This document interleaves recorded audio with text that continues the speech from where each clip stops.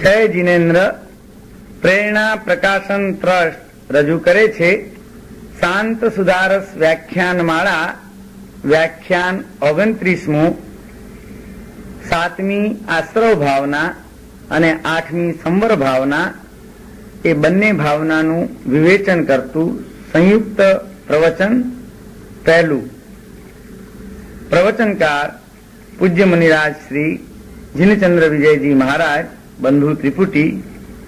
પ્રવચન સ્થળ ત્રિશલાનગર TG pavilion Mahalakshmi Mumbai 26.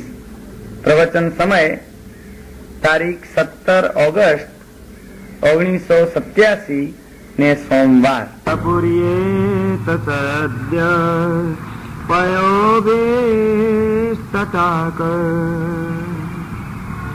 તથૈવાશ્રવૈ કર્મભિ સંવૃતોંગે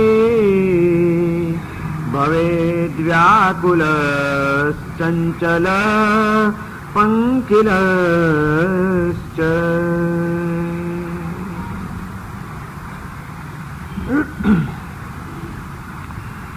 પરમ જ્ઞાની મહોપાધ્યાય વિનય વિજયજી મહારાજ શાંત સુધારસ ગ્રંથમાં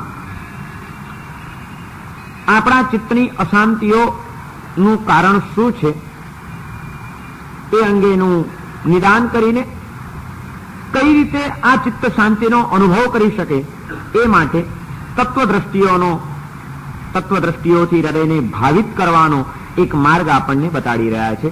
અને એમાં અનિત્ય ભાવના, અસરણ ભાવના અને સંસાર ભાવના, જગતનું બાહ્ય સ્વરૂપ કેવું છે એને સમજાવતી આ 3 ભાવનાઓનું ચિંતન પહેલા તબક્કામાં એમણે રજૂ કર્યું. એકત્વ અને અન્યત્વ ભાવનાની અંદર આત્માનું સ્વરૂપ કેવું છે અને આત્માની દ્રષ્ટિએ બીજા બધા જ પદાર્થો કેવા ભિન્ન છે, આત્મા શું છે અને આત્મા શું નથી, એ વાત 4ઠી અને 5મી ભાવનામાં એમણે સમજાવી. અને ત્યાર પછી 6ઠ્ઠી અસુચિ ભાવનામાં મુક્ત એવો આ આત્મા દેહના બંધનમાં જે બંધાયો છે, જે દેહની અંદર હુંપણાની અને મારાપણાની કલ્પનાઓ એણે કરી છે, એ દેહનું સ્વરૂપ કેવું છે એ વાત પણ 6ઠ્ઠી ભાવનાની અંદર બતાડવામાં આવી. હવે પછીની ભાવનાઓનો વિષય એક બદલાય છે. જગતના સ્વરૂપનું ચિંતન, આત્મ સ્વરૂપનું ચિંતન, દેહનું સ્વરૂપ કેવું છે એનું ચિંતન, આ 3 તબક્કાઓ પૂરા થયા. 7મી ભાવનાનું નામ છે આશ્રવ ભાવના, 8મી ભાવનાનું નામ છે સંવર ભાવના અને 9મી ભાવનાનું નામ છે નિર્જરા ભાવના. આ 3 ભાવનાઓ કર્મના તત્વજ્ઞાનને લગતી છે. જેમ જગતને આપણે ઓળખ્યું, જાતને ઓળખવાનો પ્રયત્ન કર્યો અને એ આત્મા જે દેહમાં બંધાયેલો છે એવા દેહનું સ્વરૂપ વાસ્તવિકતાથી શું છે એને પણ આપણે સમજ્યા. એમ આ દેહ અને આત્માનો સંબંધ કોના કારણે થઈ રહ્યો છે? શુદ્ધ બુદ્ધ અને મુક્ત એવો આ આત્મા અશુદ્ધ દશામાં, અબુધ દશામાં અને બદ્ધ દશામાં કોના કારણે આવી ગયો છે એનું પણ ચિંતન કરવું પડશે. અને એ માધ્યમ તરીકે જે પરિબળ કામ કરી રહ્યું છે એ કર્મ શું ચીજ છે, કર્મ કેવી રીતે બંધાય છે, બંધાતા કર્મોને કેવી રીતે અટકાવી શકાય અને બંધાઈ ગયેલા કર્મોને ભોગવ્યા વિના કેવી રીતે ખપાવી શકાય, આ બધી વાતોને જો સાચી રીતે અને સારી રીતે સમજવામાં ન આવે તો આત્મા ક્યારેય પણ ખરેખર મુક્ત દશાને પ્રાપ્ત કરીને સાચી શાંતિનો અનુભવ ન કરી શકે. શાંતિનો અનુભવ જેમણે કરવો છે એણે અશાંતિનું કારણ જે છે દેહ અને આત્માનો સંબંધ કરાવનાર, જાત અને જગતની વચ્ચેની અનેક વિવિધતાઓ, વિચિત્રતાઓ અને વિષમતાઓને ઊભી કરનાર જે કર્મ પરમાણુઓ છે, કર્મબંધ છે, એ કર્મના તત્વજ્ઞાનને પણ સમજી લેવું જોઈએ. અને હવે પછીની આ 3 ભાવનાઓ કર્મના તત્વજ્ઞાનને લગતી છે. વિશ્વની અંદર 2 પદાર્થો કામ કરી રહ્યા છે, જળ તત્વ અને ચેતન તત્વ. પરમાત્મા અનંત સિદ્ધ પુરુષોનો જે આત્મા છે એમની શુદ્ધ ચેતના, શુદ્ધ ચૈતન્ય સ્વરૂપ છે એ પરમાત્માઓ. પરમાત્માનો જે આત્મા છે એની ઉપર કોઈ પણ જળ તત્વની અસર નથી. બિલકુલ વિશુદ્ધ કક્ષાની અંદર એમનું ચૈતન્ય આજે અસ્તિત્વ ધરાવી રહ્યું છે. જેમ આ વિશ્વની અંદર આવા વિશુદ્ધ ચૈતન્ય સ્વરૂપી તત્વો છે, એમ આ વિશ્વની અંદર માત્ર જળ એવા પણ કેટલાક તત્વો છે કે જેને કોઈ સંવેદના નથી, કોઈ અનુભૂતિઓ નથી, કોઈ તત્વની કોઈ જાજી બીજી અસર નથી. એવા કેટલાક જળ તત્વો છે અને કેટલાક તત્વો જળ અને ચેતન બંનેનું સંમિશ્રણ રૂપ છે. આપણને જે સ્થૂળ ભૂમિકાએ બાહ્ય પદાર્થો દેખાય છે બધા માત્ર જળ છે. શુદ્ધ શિલાની ઉપર વિરાજમાન અનંત શુદ્ધ આત્માઓ એ માત્ર શુદ્ધ ચૈતન્ય સ્વરૂપ છે અને સંસારની અંદર જીવન જીવતા આપણા જેવા જે જીવાત્માઓ છે આપણે બધા જળ અને ચેતન બંનેનું સંમિશ્રણ છે. આપણે માત્ર શુદ્ધ ચેતના પણ નથી અને આપણે એટલે માત્ર જળ તત્વ પણ નથી. જળ એવા દેહની અંદર પુરાયેલી આપણી આ ચેતના, આ જળ અને ચેતન બંનેનું જે સંમિશ્રણ થયું છે પરિણામે આજનું આપણું આ વ્યક્તિત્વ છે. કર્મનું તત્વજ્ઞાન એ અહીં આગળ વિચારવાનું છે કે જે સંસાર આપણને નજર સામે દેખાઈ રહ્યો છે એ સંસારની ત્રણ વિશેષતાઓ છે. સંસાર ઘણો બધો વિષમ છે, સંસાર ખૂબ વિચિત્ર છે અને સંસાર અનેક જાતની વિવિધતાઓથી સભર છે. કેટલી વિચિત્રતાઓ, વિષમતાઓ અને વિવિધતાઓ આપણને આ સંસારમાં જોવા મળે છે. ડગલે ને પગલે વિવિધતા જોવા મળશે. એક વ્યક્તિની અંદર કોઈ જુદું દર્શન તમને થશે, બીજી વ્યક્તિમાં જુદું દર્શન થશે, ત્રીજી વ્યક્તિની કોઈ જુદી જ ખાસિયત દેખાશે, ચોથી વસ્તુમાં કંઈક તમને વળી નવું જ જાણવા મળશે. અનેક જાતની વિવિધતાઓથી સભર છે આ સંસાર. માત્ર વિવિધતા છે એટલું જ નહીં, આ સંસારમાં ન સમજાય એવી કેટલીક વિચિત્રતાઓ પણ કામ કરી રહી છે. ખૂબ વિચિત્રતાઓથી ભરેલો છે આ સંસાર અને અનેક જાતની વિષમતાઓ. આજે આમ હોય કાલે આમ થઈ જાય. સતત વિષમતાઓ ચાલી જ રહી છે. આ વિષમતાઓથી પણ ભરેલો છે આ સંસાર. વિવિધતા, વિષમતા અને વિચિત્રતા આ ત્રણેય જે કંઈ આપણને સંસારમાં દેખાઈ રહ્યા છે અને અનુભવાઈ રહ્યા છે એ બધાની પાછળ કયું તત્વ કામ કરી રહ્યું છે? આ વિવિધતા કોના કારણે છે? આ વિચિત્રતા અને વિષમતાઓ સાથી ઊભી થઈ રહી છે? આનો પણ વિચાર કરવો પડે.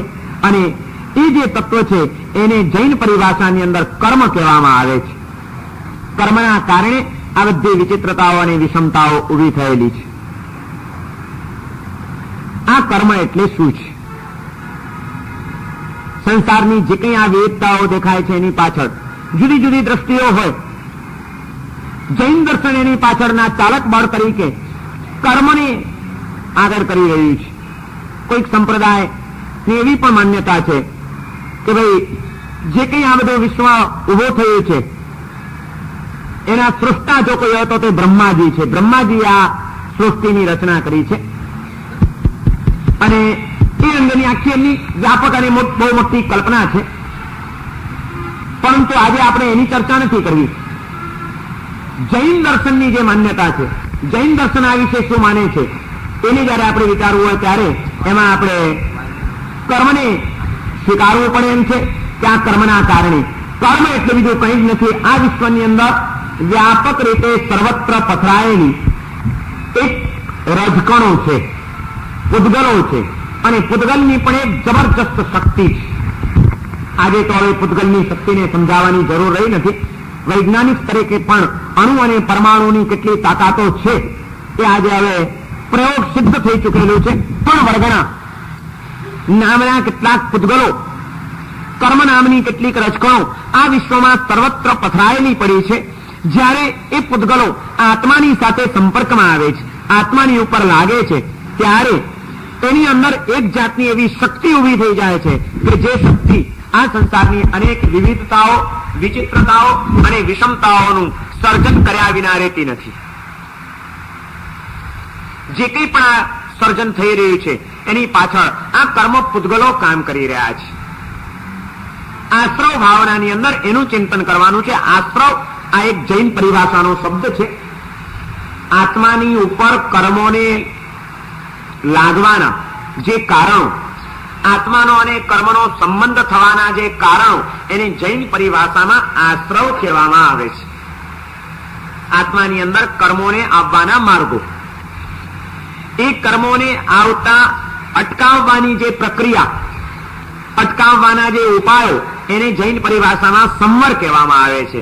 અને આત્માની ઉપર લાગી ચૂકેલા કર્મોને આત્મા ઉપરથી ખંખેરી નાખવા એને જૈન પરિભાષામાં નિર્જરા કહેવામાં આવે છે. આ ત્રણેય પારિભાષિક શબ્દો છે. આશ્રવ એટલે કર્મબંધ થવાના કારણો, સંવર એટલે કર્મબંધ થતા અટકાવવાના ઉપાયો, અને નિર્જરા એટલે થઈ ગયેલા કર્મબંધને ખંખેરી નાખવાની પ્રવૃત્તિ.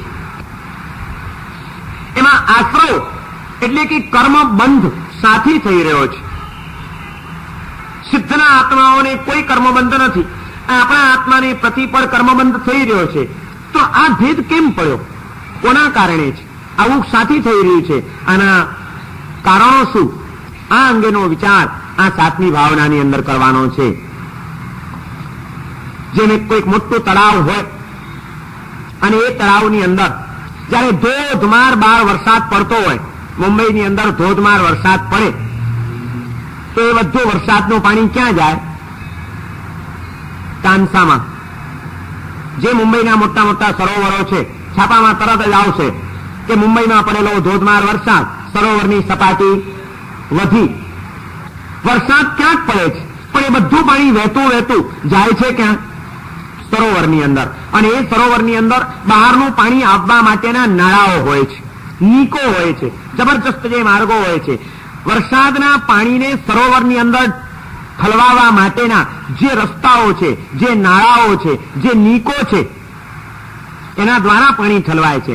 એમ આત્માની અંદર કર્મોની જે વર્ષા થઈ રહી છે, એ કર્મોની વર્ષા, કર્મ વર્ગણાના જે પૂતગલો છે, કર્મ પરમાણુઓ છે, એને આત્માની અંદર પ્રવેશ કરાવવાના જે નાળા, એને આવવાના જે રસ્તાઓ, એને આપણે ત્યાં આશ્રવ કહેવામાં આવે છે. અને એ જયારે અંદર પાણી આવે ત્યારે શું હાલત થાય? સરોવર જોયું છે, આમ તો સરોવર શાંત હોય, પણ એ સરોવરની અંદર જયારે અચાનક પાણીનો ધોધ આવવા માંડે ત્યારે શાંત પણ સરોવર લહેરાવા માંડે. ખળ ખળ ખળ ખળ ખળ ખળ ખળભળાટ એમાં આવી જતો હોય છે. શાંત સરોવર પણ ખળભળતું બની જતું હોય છે.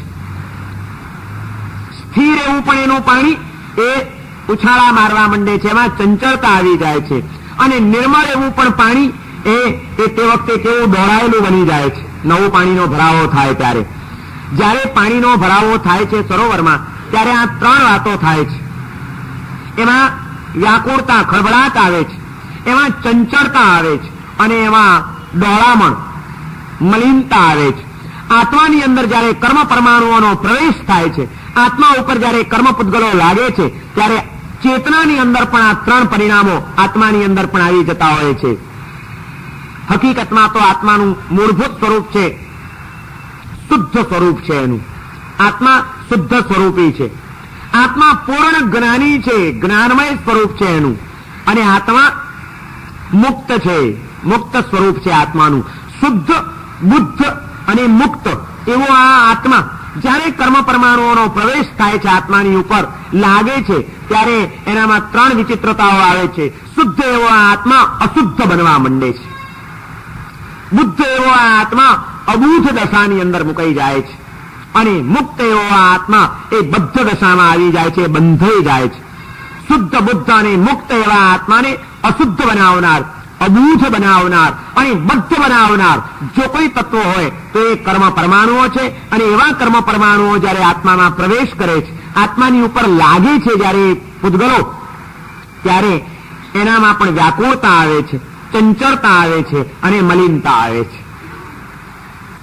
સરોવરમાં પાણી આવે એટલે પેલા ખળભળાટ, એમ આત્માની અંદર કર્મનો પ્રવેશ શરૂ થયો, કર્મ પૂતગલો લાગવા માંડે એટલે તરત જ ચેતનાની અંદર એક જાતની ક્ષુબ્ધતા અને ખળભળાટ ઉભો થાય છે, ચંચળતા આવી જાય છે. અને જેમ પાણી દોડાઈ જાય એમ આત્મચેતના, એના મનના અધ્યવસાયો, એના એક દોહણામણ ઉભું થઈ જાય છે. અનેક જાતના સંકલ્પ અને વિકલ્પોની મલિનતા આ ચિત્તની અંદર પેદા થઈ જાય છે. ક્ષુબ્ધતા, ચંચળતા અને મલિનતા એ કર્મના બંધના કારણે ઉભા થતા 3 રોગો છે, 3 વિકૃતિઓ છે. સ્થિરતા, સ્વસ્થતા અને પવિત્રતા એ આત્માની પ્રકૃતિ છે. ગમે તેવી પરિસ્થિતિ હોય, કોઈ પણ ખળભળાટ નહીં, સ્વસ્થતા એ આત્માની પ્રકૃતિ છે. ચંચળતા નહીં પણ સ્થિરતા એ આત્માની પ્રકૃતિ છે. અને પવિત્રતા એ આત્માની પ્રકૃતિ છે. સ્વસ્થતા, સ્થિરતા અને પવિત્રતા એ આત્માની પ્રકૃતિ છે.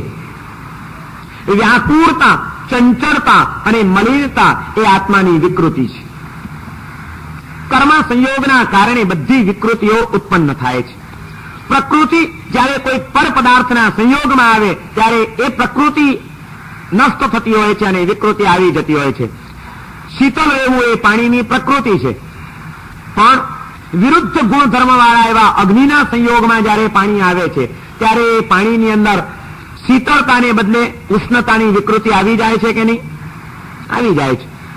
ઠારનારું પાણી બાળનારું પણ બની જાય કે નહીં? દજાડનારું પણ બને કે નહીં? બની જાય છે. કેમ આવી? પ્રકૃતિ તો એની શીતળતાની હતી, પણ એનામાં આ ઉષ્ણતાની વિકૃતિ કોના કારણે આવી? તેઓ કે એને પેલા અગ્નિના સંયોગના કારણે આવી. કારણ કે પાણીનો ગુણધર્મ જુદો છે અને અગ્નિનો ગુણધર્મ જુદો છે. વિરુદ્ધ ગુણધર્મવાળી વસ્તુના પરિચયમાં જ્યારે વસ્તુ આવે ત્યારે એનામાં એની વિકૃતિ આવ્યા વિના રહેતી નથી. એમ ચૈતન્યના ગુણધર્મો જુદા છે અને જળ એવા કર્મ પરમાણુઓના ગુણધર્મો જુદા છે. આ આપણો આત્મા જ્યારે વિરુદ્ધ ગુણધર્મવાળા એવા કર્મના સંયોગને પામે છે, કર્મની સાથે સંપર્કમાં આવે છે, ત્યારે આત્મા પણ એની મૂળભૂત પ્રકૃતિને ગુમાવી બેસે છે અને એનામાં એક જાતની વિકૃતિ આવી જાય છે. સ્વસ્થતાની જગ્યાએ વ્યાકુળતા આવી જાય છે. સ્થિરતાની જગ્યાએ ચંચળતા આવી જાય છે. પવિત્રતાની જગ્યાએ એનામાં મલિનતા પ્રવેશ કરી જાય છે. અને આ વિકૃતિઓ આ કર્મ સંયોગના કારણે આવી રહી છે. અને આવો કર્મ સાથેનો સંયોગ આત્માનો અનાદિકાળથી ચાલી રહ્યો છે. અનાદિકાળથી આ કર્મ સંયોગ ચાલી રહ્યો છે. જૈન દર્શને કેટલીક વસ્તુઓને પહેલેથી જ સ્વીકારી લીધી છે કે જીવ અનાદિનો છે, એનો સંસાર અનાદિનો છે અને અનાદિકાળના કર્મ સંયોગના કારણે ચાલી રહ્યો છે. આ કર્મ સંયોગ જે આત્માની સાથેનો છે એ છે તો અનાદિકાળનો, પણ વળી પાછો નવો નવો વધી રહ્યો છે. નવા નવા કર્મ આત્માની ઉપર બંધાઈ રહ્યા છે. આપણે કહીએ છીએ ને કે ભાઈ આવું નહીં કરતા, કર્મ બંધાશે. કર્મ બંધાય એટલે શું? કર્મને બાંધવું એટલે શું? શું થાય છે કર્મ બંધાય છે એટલે? કોઈ માણસ દોરડું લાવે છે કર્મના પરમાણુઓને પકડીને અને આપણા આત્માને પકડીને, બેને પકડીને એની ઉપર દોરડાથી બાંધીને એને કંઈક આમ ગાંઠ મારે છે. કર્મ બંધાયા એટલે શું? એનો અર્થ શું? આ તો એક વ્યવહારિક ભાષા છે કર્મ બંધાયા એ, પણ હકીકતમાં કર્મબંધ એટલે બીજું કંઈ જ નથી.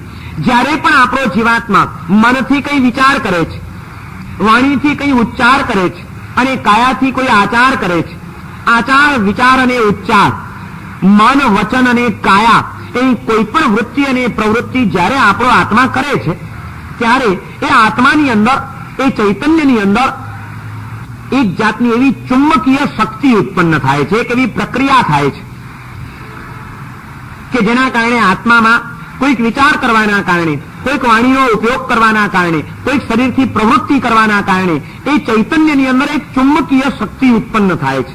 અને જ્યાં ચુંબકીય શક્તિ ઉત્પન્ન થઈ, બીજી બાજુ વિશ્વની અંદર સર્વત્ર સૂક્ષ્મ એવી આ કર્મ રજકણો એ પથરાયેલી પડી છે.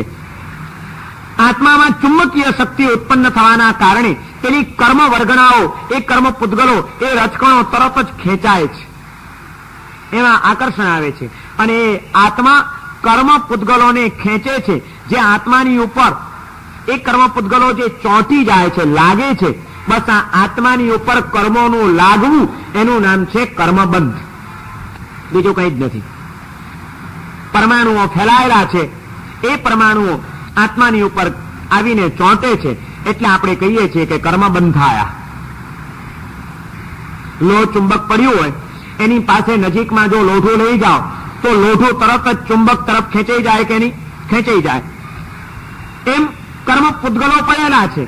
જે આત્મા જે વખતે જે જાતની પ્રવૃત્તિ કરે છે એનો જેવો ફોર્સ હોય, ચુંબકીય શક્તિ જેટલી તીવ્ર હોય એટલું એની નજીકમાં રહેલા જે તે કર્મ પૂતગલો, કર્મ રજકણો તરત જ ખેંચાઈને આત્માની ઉપર લાગી જાય છે, ચોંટી જાય છે, અને એને આપણે કહીએ છીએ કે આણે આ કર્મ બાંધ્યા, એટલે કે એટલી કર્મ રજકણો એ આત્માની ઉપર ચોંટી ગઈ છે.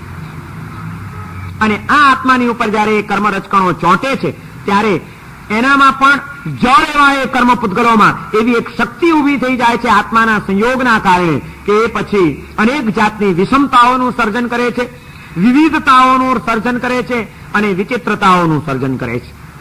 સંસાર વિચિત્ર છે, વિષમ છે અને વિવિધતાઓથી ભરેલો છે. એનું કારણ સંસારની અંદર રહેલા જીવાત્માઓ સતત આ કર્મ પૂતગલોને ચોંટાડી રહ્યા છે, અને કર્મ અને આત્મા, પૂતગલ અને ચેતન, આ બંનેનો સંયોગ, એ સંયોગ આ બધી વિચિત્રતાઓનો સર્જક છે.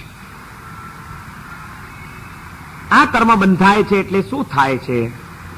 આત્માની ઉપર કર્મ પૂતગલો ચોંટ્યા એટલે એનામાં એક જાતની શક્તિ ઉત્પન્ન થઈ. એ કઈ જાતની શક્તિ ઉત્પન્ન થાય છે? અને જે પડે આપણે કોઈ પ્રવૃત્તિ કરીએ છીએ એ જ પડે એ કર્મની ઉપર, એ કર્મ પૂતગલોની અંદર અને આત્માની સાથેના સંપર્કના કારણે શું શું પ્રક્રિયા થાય છે એ પણ વાત સમજવા જેવી છે. એવી 4 પ્રક્રિયાઓ થાય છે. પ્રતિપળ, જે પડે આપણે મન વચન કાયાથી જે કોઈ શુભ કે અશુભ પ્રવૃત્તિ કરીએ છીએ એ પડે કોઈ પણ જાતના સ્વભાવને ન બતાડનારી એવી મુક્ત કર્મ રચકણો એની અંદર આત્મા જયારે એને ગ્રહણ કરે છે, આત્મા ઉપર જયારે ચોંટે છે, જયારે કર્મ બંધાય છે, ત્યારે એ જ વખતે એ પ્રક્રિયા થતા એની 4 પ્રવૃત્તિઓ, 4 પ્રક્રિયાઓ એની વચ્ચેથી પસાર થઈ જાય છે, જેને આપણે ત્યાં જૈન ધર્મના એ કર્મ તત્વજ્ઞાનની અંદર બહુ ઊંડાણથી સમજાવવામાં આવ્યું છે. અને એના પારિભાષિક શબ્દો છે પ્રકૃતિબંધ, સ્થિતિબંધ, રસબંધ અને પ્રદેશબંધ. 4 પ્રકારની પ્રક્રિયા થાય છે. આત્મા ઉપર કર્મ લાગે છે ત્યારે શું નક્કી થાય છે? પહેલું તો એની એક પ્રકૃતિ નક્કી થાય છે કે આ પૂતગલો જે આત્મા ઉપર ચોંટ્યા એ કર્મ પૂતગલો કઈ જાતની એની પ્રકૃતિ બતાડશે, એનો સ્વરૂપ, એનો સ્વભાવ, એનું પરિણામ કેવું આવશે, જ્યારે ઉદયમાં આવશે ત્યારે એ શું પ્રભાવ બતાડશે એનો. એ તમને મૂર્ખ બનાવશે કે બુદ્ધિશાળી બનાવશે? એ તમને યશ અપાવશે કે અપયશ અપાવશે? એ તમારા શરીરમાં સાતા જન્માવશે કે કોઈ પીડા ઉભી કરી દેશે? એ શું કરશે? આ કર્મ પૂતગલો જે અત્યારે આ પડે આત્માની ઉપર ચોંટ્યા એ જ્યારે ઉદયમાં આવશે, જો આવે તો એ જ્યારે ઉદયમાં આવશે ત્યારે કઈ જાતનો પ્રભાવ બતાડશે?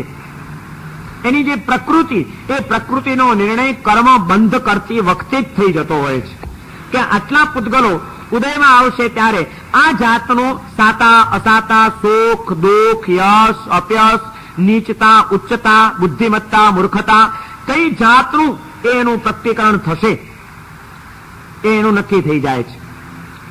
એની પ્રકૃતિનો નિર્ણય થવો એનું નામ છે પ્રકૃતિ બંધ.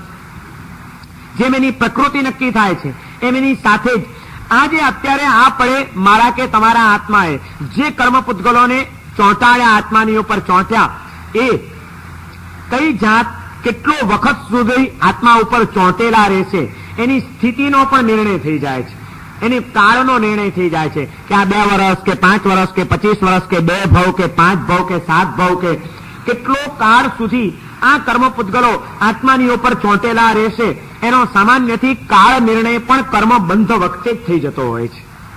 પ્રકૃતિનો નિર્ણય, એની સ્થિતિનો નિર્ણય થઈ જાય છે. ત્રીજું એક કાર્ય થાય છે, જ્યારે આપણો આત્મા કર્મ બાંધે છે તે જ વખતે એનો ફોર્સ નક્કી થઈ જાય છે કે ઉદયમાં આવશે ત્યારે સામાન્ય અસર બતાડશે કે જોરદાર કોઈક અસર બતાડશે. આ એનો ફોર્સનો નિર્ણય, પાવર, એનો પણ નિર્ણય થઈ જાય છે, જેને જૈન પરિભાષામાં રસબંધ કહેવામાં આવે છે કે એનો રસ કેવો હશે, તીવ્ર રસ હશે કે મંદ રસ હશે, એના ફોર્સનો નિર્ણય થાય છે. અને ચોથું, જ્યારે આત્મા કર્મ બાંધે છે તે વખતે એનો જથ્થો નક્કી થઈ જાય છે કે એકદમ સૂક્ષ્મ છે, આપણી આંખેથી ન દેખાય એવા અત્યંત સૂક્ષ્મ એવા એ કર્મ પૂતગલો, એ કર્મ રચકણો કેટલા જથ્થામાં આત્માની ઉપર ચોંટેલી રહેશે એના જથ્થાનો નિર્ણય પણ થઈ જાય છે. પ્રદેશ, કેટલા પ્રદેશો એના આત્મા ઉપર ચોંટેલા રહેશે એ ચોથી વાત નક્કી થાય છે. આમ 4 વસ્તુઓ નક્કી થાય છે, એનો સ્વભાવ, એનો કાળ, એનો ફોર્સ અને એનો જથ્થો.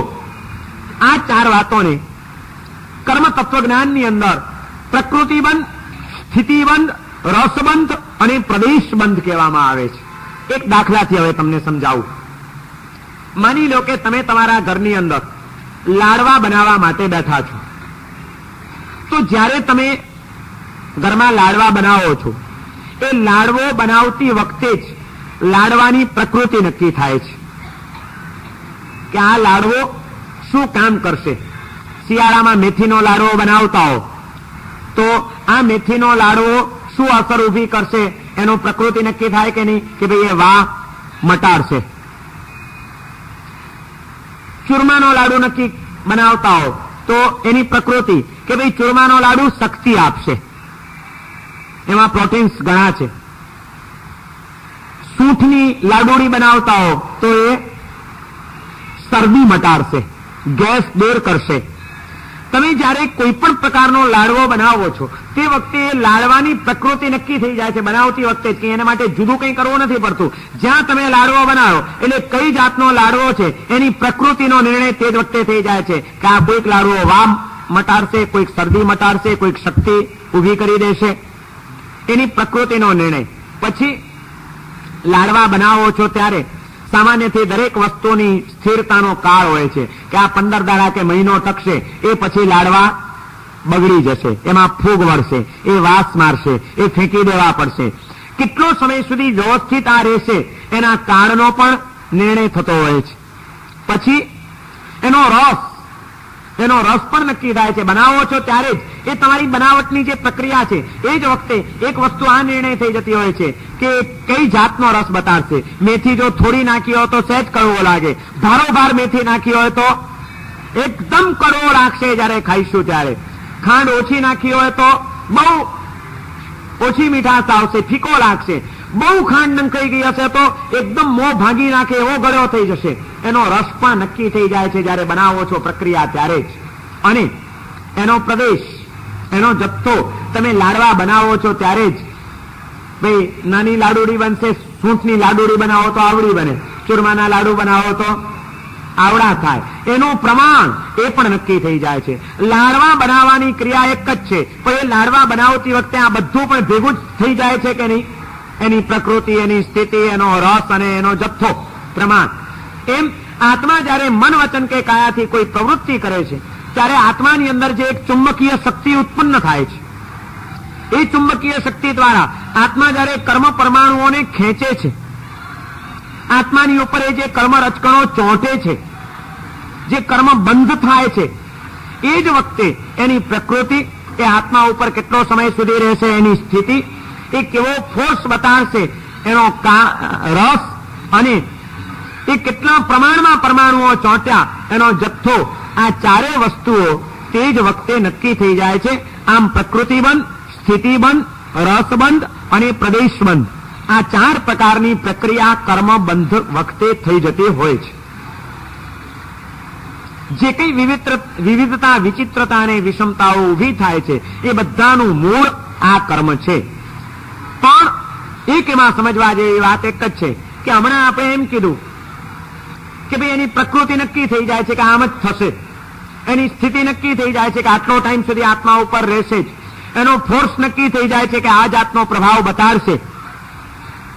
તો પછી હવે એમાં કોઈ ફેરફાર થવાની શક્યતાઓ ખરી કે નહીં? કર્મ બંધાયા એટલે હવે આ જ રીતે ઉદયમાં આવશે ને આ જ રીતે ભોગવવા જ પડશે એવો નિર્ણય તો કે નહીં, ઉભા રહ્યો.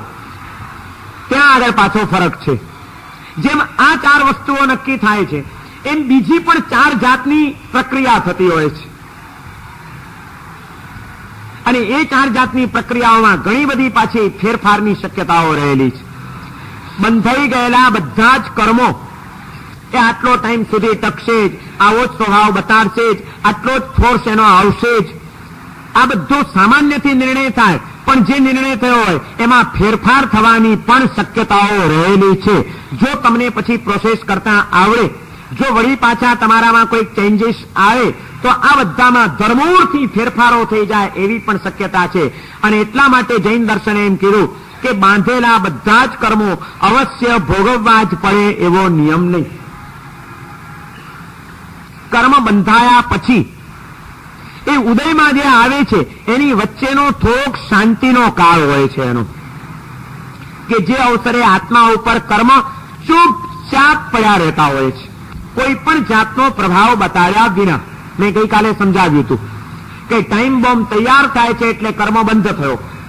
ટાઈમ બોમ્બ અમુક સમય સુધી પડ્યો રહે છે એનો અબાધા કાળ થયો, શાંતિકાળ.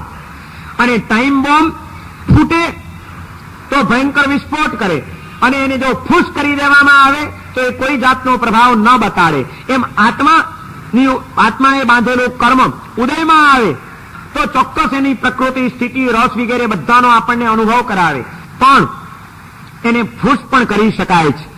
જ્યાં સુધી ફૂટ્યો નથી, કર્મ ઉદયમાં આવ્યા નથી, ત્યાં સુધી એના જે અબાધા કાળ દરમિયાન આત્મા જો પાછો પુરુષાર્થને પ્રાધાન્ય આપી દે, પુરુષાર્થ કરતો થઈ જાય તો એ બાંધેલા કર્મોની અંદર પણ ધર્મોળથી પરિવર્તનો થઈ શકે છે.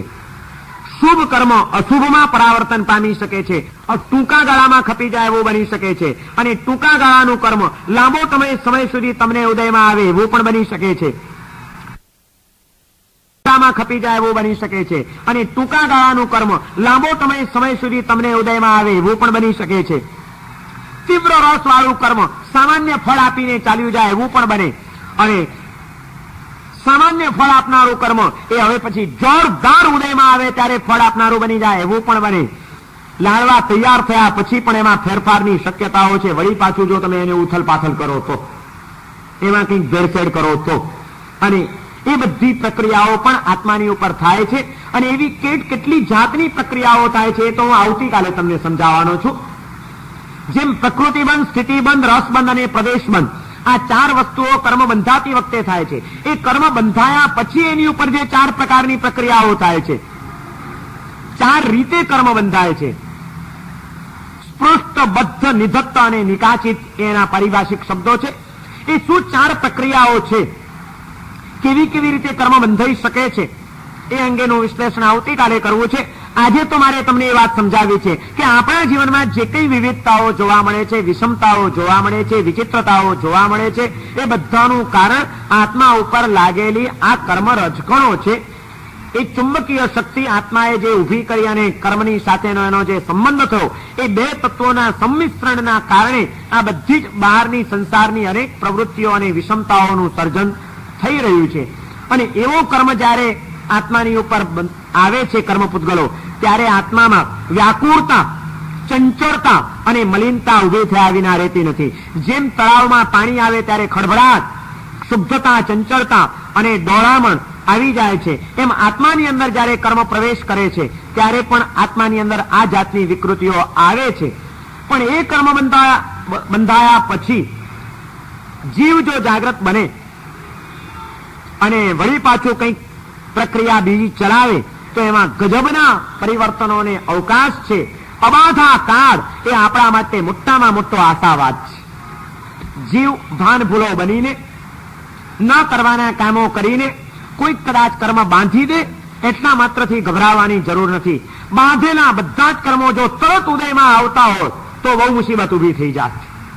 પણ બાંધેલા કર્મો કોઈ દિવસ તરત ને તરત ઉદયમાં આવતા નથી. દરેક કર્મનો ચોક્કસ અબાધા કાળ તો હોય જ છે. અને એ અબાધા કાળ કોઈકનો ઓછો હોય, કોઈકનો વધુ હોય. કેટલો એનો શાંતિકાળ છે એ આખી જુદી વાત છે. પણ એ શાંતિકાળ દરમિયાન તમે ઘણું બધું પરિવર્તન કરી શકો છો. તમારા હાથની વાત છે, બાજી તમારા હાથમાં છે. આ મોટામાં મોટો આશાવાદ છે, અને એ આશાવાદ જ આપણા માટે બચવાની એક શક્યતા છે. જો બાંધેલા બધા જ કર્મો ભોગવવા જ પડતા હોત તો કોઈ દિવસ કોઈ આત્માનો મોક્ષ થઈ જ ન શકત. કારણ કે એક બાજુ કર્મ ભોગવવાના જ છે, અને ભોગવતી વખતે વળી પાછા રાગ, દ્વેષ કંઈક ને કંઈક તો થવાનું જ છે. એટલે વળી પાછા નવા કર્મ બંધાવાના જ છે. બંધાયેલા વળી પાછા એ નવા કર્મોને ભોગવવાના જ છે. તો આ ચક્ર, 20 ચક્ર ચાલ્યા જ કરત. એમાંથી કોઈ દિવસ આપણો ઉગારો જ ન થઈ શકત. કોઈ આત્માનો ક્યારેય મોક્ષ ન થઈ શકત. પરંતુ બાંધેલા કર્મોને ભોગવ્યા વિના પણ આત્મા ઉપરથી ખંખેરી શકાય છે. એ વાત આપણને એમ સમજાવે છે કે નહીં, જીવનો મોક્ષ પણ શક્ય છે. અનેક ઇતિહાસની અંદર એવા દાખલાઓ જોવા મળે છે કે કર્મ બાંધી દીધા, પણ બાંધેલા કર્મોને એમણે ભોગવવા નથી પડ્યા અને એ આત્માઓ મુક્ત બની ગયા છે. નહીં તો દ્રઢ પ્રહારી, અર્જુન મારી, જેવા આ ઘોર પાપીઓ એ કેવી રીતે મુક્ત થઈ શકે? હજી તો હમણાં પાપ કર્યું છે, 4 હત્યાઓ કરી છે. ગૌ હત્યા, બ્રાહ્મણની હત્યા, સ્ત્રી હત્યા અને બાળ હત્યા, આવી 4 હત્યાઓ કરનારો દ્રઢ પ્રહારી જેવો પાપાત્મા હત્યારો એ જ ભાવમાં મોક્ષે ચાલ્યો જાય? એ શક્ય છે? આટલા બધા કર્મોને ભોગવવા માટે એને કેટલા જન્મો લેવા પડે, કેટલા જીવનો સ્વીકારવા પડે, કેવા તબક્કાઓમાંથી પસાર થવું પડે, પણ એ કંઈ જ નથી થવું પડ્યું, કોઈ દુઃખ એ નથી ભોગવવું પડ્યું. અને એ બાંધેલા કર્મો એ એમને એમ ખપી ગયા. આવાદા કાળ દરમિયાન તીવ્ર પશ્ચાતાપ અને પ્રાયશ્ચિત્તનો માર્ગ અપનાવીને એ દ્રઢ પ્રહારી અને અર્જુન માળી કર્મોથી મુક્ત બની ગયા છે. એ વાત આપણને એમ કે છે કે કર્મ કદાચ ગઈકાલે ભલે બંધાઈ ગયા હોય, આજે જાગો તો તમે પણ એનાથી મુક્ત બની શકો છો. જો બાંધેલા બધા જ કર્મો ભોગવવા જ પડતા હોય તો પ્રસન્નચંદ્ર રાજર્ષિને કેવળ જ્ઞાન થઈ શક્યું ન હોત. પ્રસન્નચંદ્ર રાજર્ષિનું જીવન અને એના પ્રસંગો એ આપણને બહુ અદભુત પ્રેરણાઓ આપે છે. પોતે રાજા હતા. ભગવાન મહાવીરની દેશના સાંભળી વૈરાગ્ય આવ્યો, સંસારનો ત્યાગ કરવા માટે તૈયાર થયા. નાનું બાળક છે, જવાબદારી પોતાના માથે છે, પરંતુ વૈરાગ્ય એટલો પ્રબળ બન્યો છે અને ઉંમર એટલી પરિપક્વ બની છે કે હવે જો બેસી રહે તો જિંદગીનો ભરોસો નથી અને જીવનમાં કરવાનું રહી જાય. એટલે પરિવારની યોગ્ય બધી વ્યવસ્થા ગોઠવી લીધી. પોતાના જે વિશ્વાસુ મંત્રીઓ હતા એ બધાને રાજ્યનો દોર સોંપી દીધો કે હમણાં તમે રાજ્ય સંભાળો અને આ રાજકુમાર ઉંમર લાયક થાય, વ્યવસ્થિત એને તૈયાર કરજો અને એ તૈયાર થાય, શસ્ત્ર વિદ્યા શાસ્ત્ર વિદ્યા બધામાં પારંગત બને એટલે એનો વ્યવસ્થિત રાજ્યાભિષેક કરીને તમે એને રાજા તરીકે અંગીકાર કરજો અને એની આણ તમે બધા સ્વીકારજો. આવી બધી ભલામણો કરીને, સંપૂર્ણ વ્યવસ્થા કરીને નાનકડા રાજકુમારને રાજા બનાવવાની જવાબદારી પોતાના વિશ્વાસુ મંત્રીઓને સોંપીને રાજા પ્રસન્નચંદ્ર ભગવાન મહાવીરના ચરણોમાં જીવનનું સમર્પણ કરે છે, સાધુ જીવન સ્વીકારી લે છે. સાધના શરૂ થઈ ગઈ છે. આગળ ને આગળ વધી રહ્યા છે સાધનાના માર્ગે. અને એ દરમિયાન હવે મેદાન મોકળું છે. સત્તાની લાલસા અને પચાવી પાડવાની વૃત્તિ એ માણસને ક્યારે અને કેવી રીતે તોફાને ચડાવેની કોઈ કલ્પનાઓ થઈ શકતી નથી. મંત્રીઓની બુદ્ધિ બગડી, રાજકુમારને ભ્રષ્ટ કરીને, પદભ્રષ્ટ કરીને પોતે જ આખું રાજ પચાવી પાડવું અને પોતાના સ્વાર્થો સાધી લેવા એવી ગણતરીની અંદર બધા જ માણસો પડી ગયા છે. અને પરિણામે રાજકુટુંબ સીડાવા માંડ્યું છે. રાજકુમારની ભયંકર ઉપેક્ષાઓ થઈ રહી છે. સમાજ જુએ છે, લોકો જાણે છે, પણ સત્તા અત્યારે એવી વ્યક્તિઓના હાથમાં છે કે કોઈ કંઈ કરી શકે એમ નથી ને કોઈ કંઈ બોલી શકે એમ નથી. એ દરમિયાનમાં ભગવાન મહાવીર ઘણા વખત પછી ત્યાં જ પધારે છે. એમનું સમોસણ મંડાયું છે, પ્રભુની દેશના ચાલી રહી છે, નગરજનોને ખબર પડે છે.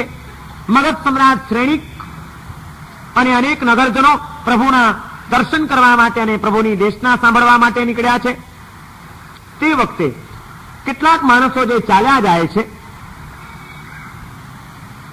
શ્રેણિક પણ પસાર થાય છે. રસ્તામાં જોયું તો જંગલની અંદર ઉપર આભ ને નીચે ધરતી, કંઈ કહેતા કંઈ નથી એવા ભયંકર જંગલની અંદર પ્રસન્નચંદ્ર રાજર્ષિ એક પગ ઉપર ઉભા છે, 2 હાથ આમ ઊંચા કર્યા છે અને દ્રષ્ટિ સૂર્યની ઉપર મંડાયેલી છે અને એ રીતે કોઈ ધ્યાન સાધનાનો અભ્યાસ કરી રહ્યા છે. સૂર્યની આતાપના લઈ રહ્યા છે. ધોમ ઝકતા તાપની અંદર માણસ 1 મિનિટ પણ ઉભો ન રહી શકે એવી ભયંકર ગરમીની અંદર અડવાણે પગે, એક પગે ઉભાયેલા પ્રસન્નચંદ્ર રાજર્ષિ સૂર્યની આતાપના લે છે અને આમ આંખ સૂર્યમાં મંડાયેલી છે અને ધ્યાનમાં લીન થયેલા છે. રાજા શ્રેણિક ત્યાંથી પસાર થાય છે. આ મુનિના દર્શન કરીને સ્તબ્ધ થઈ જાય છે કે આહા, આવી ભયંકર ગરમીમાં સૂર્યની આ આતાપના લેતા આ મહામુનિ કમાલ કરી રહ્યા છે. વંદન કરે છે. વંદન કરીને આગળ વધે છે. રસ્તો કાપીને સમોસરણમાં પહોંચે છે. ભગવાન મહાવીરને વંદન કરી, પ્રભુને પ્રદક્ષિણા આપી, પણ એનું મન તો પેલા મહામુનિની ઉપર મંડાયેલું છે. શું ગજબના એ રાજર્ષિ! ક્યાં એક વખતની એની રાજવી કાયા, કેવી સુખશીલ કાયા, અને આજે આવી સૂર્યની આતાપ ના લેતું એનું કષ્ટમય જીવન આહા કમાલ કરે છે. પ્રસન્નચંદ્ર રાજર્ષિને ભૂલી શક્યા નથી. શ્રેણિક ભગવાનના દર્શન કરીને વંદન કરીને તરત જ પ્રભુની પાસે જાય છે કે પ્રભુ એક પ્રશ્ન પૂછવો છે. ભગવાન કહે છે પૂછો. પ્રભુ હું હમણાં અહીં આવતો હતો, રસ્તામાં પ્રસન્નચંદ્ર રાજર્ષિના દર્શન કર્યા, એની ધ્યાન ધારા જોઈને મસ્તક ઝૂકી ગયું. પ્રભુ અત્યારે આ પડે પણ એ એમની સાધનામાં ઉભેલા હશે, અત્યારે આ પડે એમનું મૃત્યુ થાય તો પ્રભુ એ મહામુનિ ક્યાં જાય? ભગવાન કહે છે કે હમણાં જો એ મહામુનિનું મૃત્યુ થાય તો એ મરીને 7મી નારકીમાં જાય. શ્રેણિક સ્તબ્ધ થઈ જાય છે. પ્રભુ આ મહામુનિ આ સાધનામાં ઉભેલા અને અત્યારે મૃત્યુ પામે તો 7મી નારકીમાં? હા, 7મી નારકીમાં. શ્રેણિક પસાર થઈ ગયા પછી પાછળથી 2 માણસો બીજા પણ નીકળ્યા હતા. એ 2 માણસો રસ્તા ઉપરથી ચાલ્યા જાય છે. એમાંથી એક જણાની નજર પડી ગઈ મહામુનિની ઉપર. બાજુમાંથી જ રસ્તો જતો હતો, મહામુનિ ઉભા હતા એની નજીકમાંથી જ. અને પેલાએ તરત જ પોતાના સાથીદારને કીધું કે હા જો તો ખરા મહામુનિની શું ગજબની સાધના છે, કેવા ધ્યાનમાં લીન થઈને ઉભા છે, કેટલું કષ્ટ સહન કરી રહ્યા છે, ધન્ય છે એમને. ત્યારે પેલા એના સાથીદારે કીધું કે શું ધૂળ સાધના એમની? પોતે સાધના કરવા નીકળી પડ્યા, દીકરાનો તો કોઈ વિચાર નથી કર્યો. શું કરવાની એવી સાધનાને? સોંપી દીધું બધું મંત્રીઓને કે મારા દીકરાને મોટો થાય એટલે રાજ આપજો ને રાજ્યાભિષેક કરજો. એને ખબર છે મંત્રીઓએ શું હાલત કરી છે એના છોકરાની?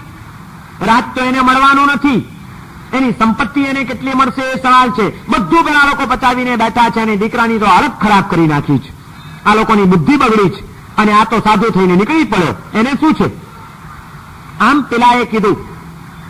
આ 2 જણાની જે ચાલ્યા જતાની વાત સાંભળે છે અને આ શબ્દો પ્રસન્નચંદ્ર રાજર્ષિના કાન ઉપર પડ્યા.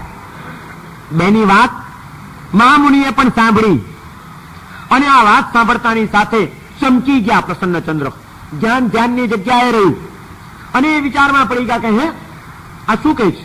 મંત્રીઓએ મારા દીકરાની ઉપર દાનત બગાડી, એને પદભ્રષ્ટ કર્યો છે, રાજ પચાવી પાડવા માંગે છે. હું નીકળી ગયો એટલે એ લોકોને એમ થઈ ગયું કે હવે અમને કોણ પૂછનાર છે? પણ એમ તો હું નહીં થવા દઉં, મારા દીકરાનું અહિત નહીં થવા દઉં. 2 વ્યક્તિઓ વચ્ચે થતી વાતે પ્રસન્નચંદ્ર રાજર્ષિના મનની અંદર એક જાતનો ખળભળાટ ઉભો કરી દીધો. એ ભૂલી ગયા કે હું સંસારનો ત્યાગ કરીને નીકળી ગયો છું, હવે હું જુદો છું, મારે ને રાજ્યને કોઈ લેવા દેવા નથી, દીકરા મારા નથી, રાજ્ય મારું નથી, વૈભવ મારો નથી, સત્તા મારી નથી. આ અન્યત્વ ભાવનાનું ચિંતન ગયું અને મહત્વ ભાવનું સ્થાપન થયું. ત્યાં મહામુનિના ચિત્તની અંદર પણ એક સંકલ્પ અને વિકલ્પની પરંપરાઓ ઉભી થઈ ગઈ. અન્યત્વ ભાવના એ સંસારીને પણ સંત બનાવે અને મમત્વ ભાવ એ સંતને પણ વિકલ્પના માર્ગે તાણી જાય. પ્રસન્નચંદ્ર રાજર્ષિના મનની અંદર વ્યાકુળતા ઉભી થઈ ગઈ કે હે આવું કરે છે, હું નહીં ચલાવી લઉં, હું સહેજે નહીં નભાવી લઉં, એ લોકો સમજે છે શું? અને માનસિક ભૂમિકાએ પ્રસન્નચંદ્ર રાજર્ષિ જાણે કે પોતાના મંત્રીઓની પાસે પહોંચી ગયા છે, એ લોકોની ઝડપી લે છે. તમે લોકો સમજો છો શું? આટલા માટે મેં તમારી ઉપર ભરોસો મૂક્યો હતો, એ હું બિલકુલ નહીં થવા દઉં મારા દીકરાનું. તમે એમ નહીં સમજતા કે એનું કોઈ નથી, હું બેઠો છું. જાણે કે એની સાથેનો સંઘર્ષ શરૂ કરી દીધો. બોલાચાલી શરૂ થઈ. મંત્રીઓ પણ દાદ આપતા નથી અને પરિણામે એ બોલાચાલી યુદ્ધમાં પરિણમી. સામે આખું મંત્રીઓ અને એનું વિરાટ સૈન્ય છે, આ બાજુ એકલા પ્રસન્નચંદ્ર રાજર્ષિ છે અને યુદ્ધ શરૂ થઈ ગયું છે. મારો કાપો ચાલી રહ્યું છે. માનસિક ભૂમિકા એ બધું જ. જે વખતે અહીં મારો કાપો કરે છે, એક કાપી, આ છોડી, આ તલવાર નાખી, માનસિક ભૂમિકાએ ભયંકર યુદ્ધ ચાલી રહ્યું છે પ્રસન્નચંદ્ર રાજાના મનમાં. તે જ વખતે શ્રેણિક ત્યાં પહોંચ્યા છે સમવસરણમાં અને ભગવાનને પૂછે છે કે પ્રભુ અત્યારે પેલા મહામુનિનું મૃત્યુ થાય તો એ ક્યાં જાય? ભગવાને કીધું કે હમણાં મરે તો 7મી નારકીમાં જાય. કર્મ હકીકતમાં એ વખતે મૃત્યુ પામે તો આ મન વચન કાયાની પ્રવૃત્તિના કારણે પ્રસન્નચંદ્ર રાજર્ષિએ એનામાં જે ચુંબકીય શક્તિ ઉત્પન્ન થઈ, એને એટલી બધી કર્મ રચકણોને, એવી કર્મ રચકણોને આત્માની ઉપર ચોંટાડી દીધી છે કર્મના દરિયા એટલા બધા એકત્રિત થઈ ગયા છે, એવા કર્મ બંધાઈ ગયા છે કે હમણાં જો એ મૃત્યુ પામે તો એ કર્મ પૂતગલો એને સાતમી નારકીના ભયંકર દુઃખોની પ્રકૃતિનું દર્શન કરાવ્યા વિના રહે નહીં. આવી પરિસ્થિતિ નિર્માણ થઈ ગઈ છે, એટલે કે કર્મ બંધ થઈ ગયો છે. સાતમી નારકીના દરવાજા દેખાડે, એ દુઃખની સંવેદનાઓમાં મૂકી દે, દીર્ઘકાળ સુધી ત્યાં આગળ એને રહેવું પડે એવો કર્મબંધ પ્રસન્નચંદ્ર રાજાના આત્માએ કરી દીધો છે. કર્મબંધ થઈ ગયો, પણ બાંધેલા બધા જ કર્મો ભોગવવા જ પડે એવો નિયમ નથી. મારો કાપો ચાલી રહ્યું છે મનમાં, અને એ વખતે આ સાતમી નારકીના દરિયા એને એકત્ર કરી લીધા છે, કર્મ બંધાઈ ચૂક્યા છે.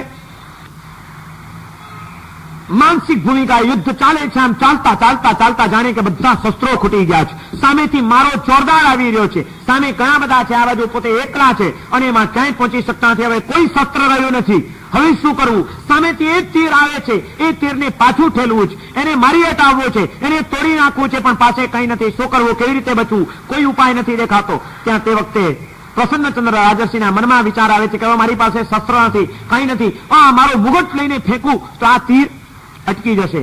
અને મુગટ ઉપાડીને ફેંકવા માટે પ્રસન્નચંદ્ર રાજર્ષિ જ્યાં ઊંચા હાથ કરીને સૂર્યની આતાપના લેતા ધ્યાનમાં ઉભા હતા. હવે તો મુદ્રા જ ધ્યાનની રહી હતી, મનમાં તો દુર્ધ્યાન ચાલતું હતું. અને મુગટ ઉપાડવા માટે તરત જ હાથ નીચો કરીને માથા ઉપર લઈ જાય છે, જાણે માથા ઉપરથી મુગટ ઉપાડીને ફેંકું. પણ જેમ માથા પર હાથ નાખ્યો, મુગટ તો હતો જ નહીં, સાધુ થઈ ગયા હતા. ક્યારના આભૂષણો તો ઉતારી દીધા હતા. મુગટ નથી આવતો હાથમાં, માથું આવે છે સાફ. અરે મારો મુગટ ક્યાં ગયો? મુગટ ક્યાં ગયો?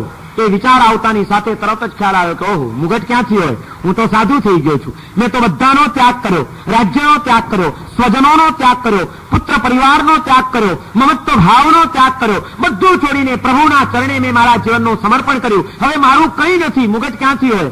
અને વળી પાછો એમાંથી જ વિચાર આવ્યો કે હું સાધુ થઈ ગયો છું. મુગટ નથી એટલે સાધુ થઈ ગયો છું. અને સાધુ થઈને મેં આ મારો કાપોના વિચારો કર્યા. આ ભયંકર હિંસાના વિચારો, ભલે બાહ્ય દ્રષ્ટિએ નહીં પણ માનસિક ભૂમિકાએ તો મેં કેટલી ભયંકર હિંસા કરી નાખી, કેટલાની કતલ કરી નાખી, કેવાને કાપી નાખ્યા, જોઈ લઈ નહીં છોડું. ભયંકર ક્લિષ્ટ વિચારોમાં હું ચડી ગયો. મેં આ શું પાપ કર્યું? પશ્ચાતાપની ધારા ચાલુ થઈ ગઈ. સાતમી નારકી દેખાડે એવા કર્મ બંધાઈ ગયા હતા, પણ કર્મ બંધાયા પછી તરત ઉદયમાં આવતા નથી કે હમણાં જ કઈ સાતમી નારકીમાં પહોંચી જાય. હજી તો આ ભાવ ચાલુ છે. એટલે કે કર્મનો અબાધા કાળ હતો, અને એ અબાધા કાળ દરમિયાન પ્રસન્નચંદ્ર રાજાના મનની અંદર પશ્ચાતાપ જાગ્યો, ભયંકર પશ્ચાતાપ. અને એ અબાધા કાળની અંદર આ ટાઈમ બોમ્બને ફૂસ કરવાની પ્રક્રિયા શરૂ થઈ ગઈ. પેલી બાજુ ભગવાનને શ્રેણિક પૂછે છે કે પ્રભુ મરે તો ક્યાં જાય? ભગવાને કીધું સાતમી નારકીમાં. એટલે શ્રેણિકના મનમાં કઈ ગેર બેસતી નથી, કારણ કે એને તો એનું બાહ્ય દર્શન કર્યું છે. એ કે પ્રભુ આપની કઈ ભૂલ નથી થતી? હું પેલા મહામુનિનું પૂછું છું કે જેના હમણાં હું દર્શન કરીને આવ્યો, જે સૂર્યની આતાપના રહી રહ્યા છે, કઠોર કષ્ટ સહન કરી રહ્યા છે, પ્રભુ ધ્યાનમાં લીન બનેલા છે, એ પ્રસન્નચંદ્ર રાજર્ષિ માટે હું પૂછું છું કે પ્રભુ હમણાં આ ક્ષણે જો એમનું મૃત્યુ થાય તો એ ક્યાં જાય? ફરીથી જયારે આ પ્રશ્ન પૂછ્યો એ દરમિયાનમાં અહીંયા આગળ એના મનની આખી ભૂમિકા બદલાઈ ગઈ છે. એટલે ભગવાન વળી પાછો જવાબ આપે છે કે અચ્છા શ્રેણિક, હમણાં જો હવે આ પડે એનું મૃત્યુ થાય તો એ સર્વાર્થ સિદ્ધ વિમાનમાં અનુત્તર દેવલોકમાં જાય. શેનું આ પરિવર્તન છે? બાંધેલા બધા જ કર્મો ભોગવવા જ પડે. કેટલું મોટું આ અજ્ઞાન આપણા મનમાં ઘર કરી ગયું. માટે ક્ષણે ક્ષણે પુરુષાર્થ કરવાનો થનગનાટ આપણો ચાલ્યો ગયો. અરે સતત આપણો તો અવાધા કાળ જ ચાલે છે. પુરુષાર્થ કરવામાં પાછી પાણી ના કરો. શુભ કાર્યોનો પુરુષાર્થ હંમેશા કરતા રહો, તો અશુભ કર્મબંધનો અવાધા કાળ એ તમારો તૂટી જશે. બહુ મોટો આશાવાદ છે આ. શ્રેણિક ભગવાનને પૂછે છે ને પ્રભુ કહે છે કે હમણાં જો એ મૃત્યુ પામે તો સર્વાર્થ સિદ્ધ વિમાનમાં જાય. અને હજી આ ચર્ચા ચાલે છે એટલામાં ત્યાં તો પ્રસન્નચંદ્ર રાજર્ષિના મનના પશ્ચાતાપની ધારા વધુ ને વધુ તીવ્ર બનતી જાય છે. અને તીવ્રતાએ પહોંચેલો એ પશ્ચાતાપ એ પશ્ચાતાપનો અગ્નિ એવો પ્રગટી ચૂક્યો છે કે એમાં હમણાં બાંધેલા જ કર્મો નહીં, જન્મ જન્માંતરના એકઠા કરેલા કર્મો, જે અબાધા કાળ જેનો ચાલતો હતો, જે બધા પડ્યા હતા, ઉદયમાં આવવાના બાકી હતા, એવા કેટલા કર્મો બળીને ખાક થઈ રહ્યા છે. પશ્ચાતાપનો અગ્નિ એ અનેક કર્મોને સાફ કરી રહ્યો છે. અને અહીંયા જે ભગવાન અને સૈનિકનો વાર્તાલાપ ચાલે છે અને ત્યાં આગળ આ પશ્ચાતાપની ધૂણીમાં અગ્નિમાં જે કર્મોની આહુતિઓ અપાઈ રહી છે, જે કર્મો બળી રહ્યા છે, એ બળતા પશ્ચાતાપની એવી ઉચ્ચ કક્ષાની ધારામાં ચાલ્યા. મનના અધ્યવસાયોએ એવી કોઈક ઉચ્ચતા પ્રાપ્ત કરી લીધી કે અહીં સૈનિક અને પ્રભુની ચર્ચા ચાલે છે. અને ત્યાં આગળ પ્રસન્નચંદ્ર રાજર્ષિના આત્માના ગુણોને હણી નાખનારા ઘાતી કર્મો ક્ષય થઈ ગયા અને પ્રસન્નચંદ્ર રાજર્ષિને કેવળ જ્ઞાન ઉત્પન્ન થઈ ગયું. બાંધેલા બધા જ કર્મો ભોગવવા પડે એવું કેમ કહી શકાય? અને જો એમ હોત તો આ પ્રસન્નચંદ્ર રાજર્ષિનું ઇતિહાસની અંદર આ દ્રષ્ટાંત ખોટું ઠરત. હજી તો શ્રેણી ચર્ચા કરે છે ને ત્યાં તો દેવદંડુભી વાગી કેવળ જ્ઞાનનો ખ્યાલ દેવોને આવ્યો. દેવોએ એ મહામુનિના કેવળ જ્ઞાનનો મહોત્સવ કરવાને માટે દેવદંડુભી વગાડી અને શ્રેણીક વળી વિચારમાં પડી ગયો કે આ અચાનક દેવદંડુભી ફરી ક્યાંથી વાગી. અને ત્યાં પૂછે છે પ્રભુને. ત્યાં પ્રભુએ કીધું કે તમે હમણાં જે મહામુનિ માટે પૂછતા હતા એ પૂર્ણતાને પ્રાપ્ત કરી ગયા છે, એમને કેવળ જ્ઞાન પ્રત્યુ છે. મનને સંભાળતા આવડે તો જીવન સચવાઈ જાય, મનને જો બગાડ્યું તો જીવન બગડી જાય. મન ઉપર બધો જ આધાર છે. ભલે એક વખત કદાચ ભૂલ પણ થઈ ગઈ અને પાપ પણ બંધાઈ ગયા, પણ એ પાપોના રોગા રડીને બેસી રહેવાનો કોઈ અર્થ નથી. મેં તો બહુ પાપ કર્યા છે, આહા મારા સાહેબ એટલા ખરાબ વિચારો આવે છે, એવા કર્મો બંધાયા કરે છે, અમારું તો શું થશે કંઈ ખબર પડતી નથી. બહુ સારું થશે, કરવું છે, શું થશે? શું કે રોગના જ રડવા છે આપણે આપણા કર્મોના. થઈ ગયા, પાપ થઈ ગયા, ચાલો વાંધો નહીં. હવે એના રોદણા રડીને બેસી રહેવાથી શું થશે? ખોટા કામો કર્યા છે તો વાંધો નહીં, પણ હજી એ ઉદયમાં નથી આવ્યા કર્મો. બાજી તમારા હાથમાં છે, સંભાળી લો તો જીત તમારી છે. અબાધા કાળ એની અંદર આ કામ કરી લેતા આવડવું જોઈએ. મનને સંભાળી લો. એટલા માટે તો આપણા અનેક જ્ઞાની પુરુષોએ કીધું કે મન કી જીતે જીત હૈ ને મનની હારે હાર. મન લઈ જાય મોક્ષમાં ને મને નરક મોજાર. પ્રસન્નચંદ્ર રાજર્ષિ તો જ્યાં હતા ત્યાં ને ત્યાં જ છે. જે કંઈ ઉપરથી નીચે સુધીની આખી પરિક્રમા થઈ ગઈ. ઘડી પહેલા 7મી નારકીમાં પહોંચવાની તૈયારી, ઘડી પછી સર્વાર્થ સિદ્ધ વિમાનની વાતો અને ક્ષણ માત્રની અંદર કેવળ જ્ઞાનની નિષ્પત્તિ. આ 14 રાજલોકની યાત્રા કરાવનાર કોણ હતું? માત્ર મન. મનની જીતે જીત છે ને મનની હારે હાર. મન લઈ જાય મોક્ષમાં અને મન હિ નરક મોજાર. મનની ઉપર તો બહુ મોટો આધાર છે. આ મનને જો સંભાળી લેતા આપણે શીખી જઈએ તો આપણું જીવન ધન્ય બની જાય.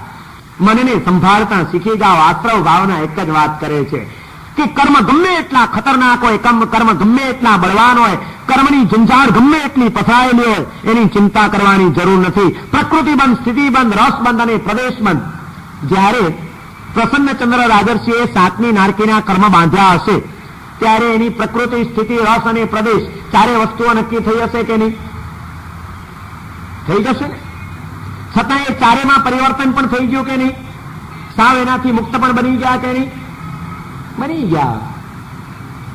દરિયા કિનારા ઉપર ફરવા ગયા હો ચોપાટી, ત્યાં આગળ દરિયા કિનારે સાંજે હવા ખાતા બેસો એટલે દરિયાની રેતીના કણિયા તમારા કપડા ઉપર થોડા ઘણા ચોંટે તો ખરા, પણ એને ચોંટેલા રાખવા કે ખંખેરી નાખવા એ તમારા હાથની વાત. ઉભા થઈને પછી આમ કરો તો બધા ખંખેરાઈ જાય ને તમે પાછા હતા એવા ને એવા ઘરે આવી જાઓ. અને ચોંટેલા જ રહેવા દો તો આપણે કર્મ પૂતગલો ચોંટે છે એને ખંખેરવા છે કે ચોંટાડેલા જ રાખવા છે? શું કરવું છે? અને એ જો કરવું હશે તો આ વાતો શીખવી પડશે. મનને સંભાળતા શીખી જાઓ, મનની કાળજી લેતા શીખી જાઓ. મનને રોજ માંજવાનું શરૂ કરી દો. હા, અમારે આ બહેનોને મારે એ કહેવું છે કે વાસણ તો રોજ માંજતા હશો, પણ મનને માંજવાનું રાખ્યું છે ખરું? વાસણ ચીકણા થઈ જાય વાસણ મેલા થઈ જાય, વાસણ ગંદા થઈ જાય તો એ નથી ગમતા. મન ચીકણું થઈ જાય, ક્યાંક ચોંટ્યા કરે, મન મેલું થઈ જાય, મન ગંદુ થઈ જાય તો એ ચાલે? વાસણ જો રોજ માંજીએ છીએ તો મનને પણ શા માટે આપણે ન માંજીએ? પશ્ચાતાપના વિચારો દ્વારા, તત્વદ્રષ્ટિઓ દ્વારા, જ્ઞાન ભાવનાઓ દ્વારા સતત મનને માંજતા રહો તો તમારું મન નિર્મળ બની જશે અને મનની જીતે જીત. મન જીત્યું તો જીવન એનું જીતાઈ ગયું છે. આપણે મનને સંભાળતા શીખવાનું છે. બહેનો મનને માનતા શીખી જાય અને ભાઈઓ મનનું ડ્રાઇવિંગ કરતા શીખી જાય. ડ્રાઇવિંગ કરતા આવડે છે? ગાડીનું ડ્રાઇવિંગ કરો છો કે નહીં કોઈ વાર? ડ્રાઇવિંગ કરતી વખતે બે પગ ક્યાં રાખો? એક એક્સિલેટર ઉપર ને બીજો બ્રેક ઉપર. બે બરોબર હોય, બેમાંથી એકાદું ફેલ થઈ જાય તો એક્સિલેટર ઉપર બરોબર પગ દબાવો અને ગાડીને મારી મૂકો, પણ ક્યાંક બમ્પ આવતો હોય, ક્યાંક વળાંક આવતો હોય, ક્યાંક કંઈક ગરબડ હોય અને તે વખતે જો બ્રેક તમારી ફેલ થઈ ગયેલી હોય તો શું હાલત થાય? તમે મરો ને બીજાને મારો. જીવનના આ માર્ગની અંદર જો જવું જ છે અને જીવનની ગાડી લઈને નીકળી પડ્યા છીએ તો ડ્રાઇવિંગ કરતા શીખી જવું પડશે. માત્ર એક્સિલેટર જ દબાવ્યા કરશો, ગતિ જ આપ્યા કરશો આ જીવનને, પણ મનની બ્રેક જો ફેલ થઈ ગઈ હશે, મનની બ્રેક મારતા જો અવસરે નહીં શીખ્યા હોઈએ તો હાલત શું થાય? એક્સિડન્ટ થાય કે બીજું કંઈ, ભટકાઈ જાઓ કે બીજું કંઈ, અને ભટકાઈ જાય પોતે દુઃખી થાય ને બીજાને દુઃખી કરે. આજે એમ નથી લાગતું કે આપણા મનની બ્રેક ક્યાંક ફેલ થવા માંડી છે? શીખવું છે ડ્રાઇવિંગ સ્કૂલ ખોલીએ, બે બરોબર સલામત જોઈએ. એક્સિલેટર અને બ્રેક જે વખતે જે દબાવવું પડે દબાવતા જવાનું ને આગળ ને આગળ વધતા જ જવાનું, તો જ કામ થઈ શકે. દુનિયાની ગાડીઓ તો બહુ ચલાવી, હવે જીવનની ગાડી ચલાવતા શીખી જાઓ. અને એ માટે તમારી બ્રેક ક્યાંક ફેલ નથી થઈ ગઈ ને એની હંમેશા સાવધાની રાખજો. મન સાધ્યું તેણે સગડું સાધ્યું એ વાત નહીં ખોટી. આનંદગંજી મહારાજે કીધું કે મન સાધ્યું તેણે સગડું સાધ્યું. મનને સાધતા જેને આવડી જાય એને બધી સાધનાઓ કરી લીધી છે, એને પછી કોઈ સાધના કરવાની જરૂર નથી. મન સાધ્યું તેણે સગડું સાધ્યું એ વાત નહીં ખોટી. મનને સંભાળો. પ્રસન્નચંદ્ર રાજર્ષિનો આ પ્રસંગ આપણને અદભુત પ્રેરણાઓ આપે છે કે જો મન બગડ્યું તો યાદ રાખજો જીવન એવું બગડી જશે, ક્યાં ભટકાઈ જશે કંઈ ખબર નહીં પડે. અને મન જો સુધર્યું તો બધું સુધરી જશે, એમાં કોઈ વાંધો નહીં આવે. નહીં તો શ્રેણી ઘડીભર પહેલા જેને માટે સાતમી નારકીની વાતો સાંભળતા હોય એને જ ઘડીભર પછી કેવળ જ્ઞાન થઈ જાય. આ શક્ય છે શું? અને આ વાત આપણને સાવધાની પણ આપે છે અને આપણા ઉત્સાહમાં અભિવૃદ્ધિ પણ કરે છે. એમ કે છે કે કર્મનો અવાધાકાર ચાલે છે ત્યાં સુધી બાજી તમારા હાથમાં છે. નિરાશ થતાની, હતાશ થતાની અવાધાકાર છે.